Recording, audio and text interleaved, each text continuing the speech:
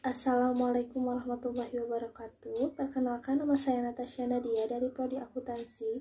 Di sini saya akan mempresentasikan tugas ujian akhir semester mata kuliah Etika Bisnis dosen pengampu Moh Taufan Nugroho SSI MM.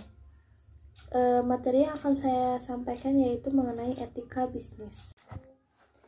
Di slide pertama yaitu ada pasar persaingan sempurna. Pasar persaingan sempurna adalah pasar yang di dalamnya terdapat banyak penjual dan pembeli. Namun demikian, kedua pihak tidak dapat mempengaruhi harga, karena harga telah ditentukan oleh pasar itu sendiri. Keseluruhan permintaan dan penawaran. Yang pertama ada pasar bebas. Pasar bebas adalah kondisi pasar ideal di mana seluruh kegiatan perekonomian sepenuhnya berada pada dinamika permintaan dan penawaran pasar yang akan mempengaruhi keputusan ekonomi dan pergerakan setiap individu yang berhubungan dengan uang, barang, dan jasa secara sukarela. Di slide selanjutnya itu ada pasar persaingan tidak sempurna. Pasar persaingan tidak sempurna adalah struktur pasar di mana jumlah penjual lebih banyak daripada jumlah pembeli. Walau berjumlah sedikit, penjual di pasar persaingan tidak sempurna berhak atas penjualan produk tertentu dan hanya mereka yang boleh atau mampu menjual produk dengan jumlah terbatas. Di pasar persaingan tidak sempurna yaitu ada beberapa pasar. Yang pertama yaitu monopoli. Pasar monopoli adalah suatu bentuk pasar di mana sebuah penjual tunggal menguasai pasar atau monopolis, berkuasa untuk menentukan harga dan tidak punya barang sejenis yang hampir sama. Pada pasar monopoli tidak terdapat barang lain yang sejenis dan tidak ada pesaing bagi sebuah perusahaan. Yang kedua ada oligopoli. Pasar oligopoli adalah keadaan pasar dengan suatu komoditas yang hanya dikuasai oleh beberapa perusahaan. Persaingan antar perusahaan sangat ketat dan strategi pemasarannya dilandasi oleh daya cipta. Produk yang dihasilkan sangat beragam dan jenisnya dapat berbeda pada masing-masing produsen. Masih di pasar persaingan tidak sempurna yaitu yang ketiga ada monopsoni. Monopsoni adalah keadaan pasar dengan jumlah penjual yang banyak dan pembeli tunggal. Monopsoni merupakan salah satu kondisi pasar persaingan tidak sempurna. Keadaan pasar di dalam monopsoni berkebalikan dengan pasar yang bersifat oligopoli dan monopoli. Yang keempat ada oligopsoni. Oligopsoni adalah keadaan suatu pasar yang hanya memiliki sedikit pembeli. Produk yang ditawarkan dapat sejenis maupun beragam dengan adanya persaingan harga dan non-harga. Pada pasar oligopsoni, informasi tentang produk sangat sedikit. Di slide selanjutnya yaitu kita membahas etika konsumen. Etika konsumen dalam etika bisnis sangat dibutuhkan. Pada bisnis etika tidak hanya diperlukan pada produsen saja atau pihak terkait, namun pada konsumen pun perlu diterapkan etika. Yang pertama, bisnis dan perlindungan konsumen. Dalam undang-undang ini yang dimaksud dengan satu perlindungan konsumen adalah segala upaya yang menjamin adanya kepastian hukum untuk memberi perlindungan kepada konsumen. Hak konsumen. Hak dalam memilih barang. Konsumen memiliki hak penuh dalam memilih barang yang nantinya akan digunakan atau dikonsumsi.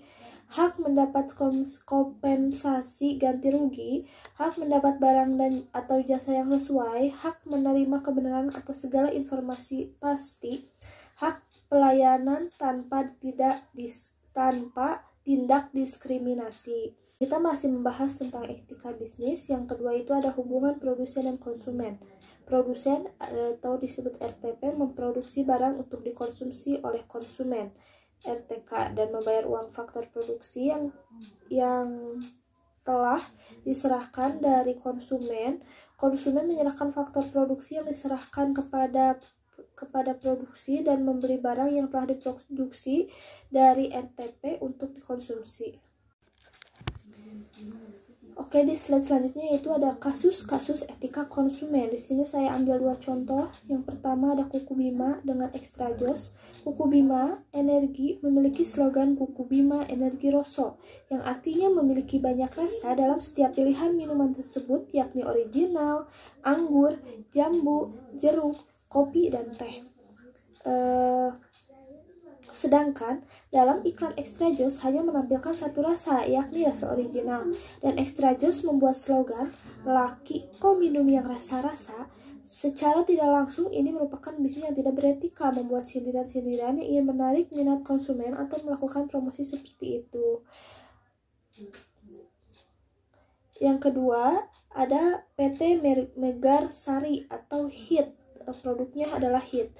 Telah ditemukan zat kimia berbahaya di dalam kandungan kimia HIT yang dapat membahayakan kesehatan konsumennya, yaitu Provoxur dan diklorvos. Dua zat ini berakibat buruk bagi manusia, antara lain keracunan terhadap darah, gangguan syaraf, gangguan pernapasan, gangguan terhadap sel pada tubuh, kanker hati, dan kanker lambung. Dan selanjutnya yaitu kita akan membahas etika periklanan. Yang pertama kita akan bahas dulu apa itu iklan.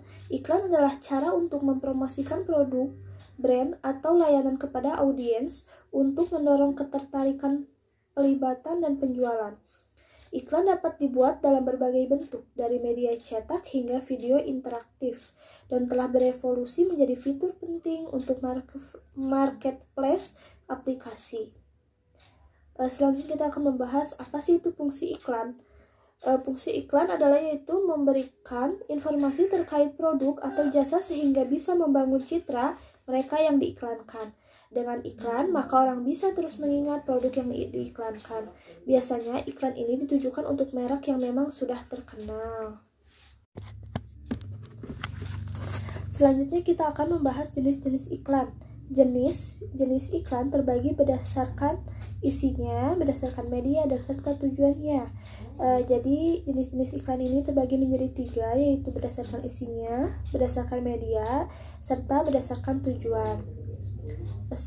Yang pertama kita akan membahas jenis-jenis iklan berdasarkan isinya. Yang pertama yaitu ada iklan pelayanan masyarakat. Iklan ini biasanya berasal dari instansi atau lembaga berisi tentang suatu informasi, sosialisasi, atau pencerahan kepada masyarakat akan suatu isu atau topik tertentu.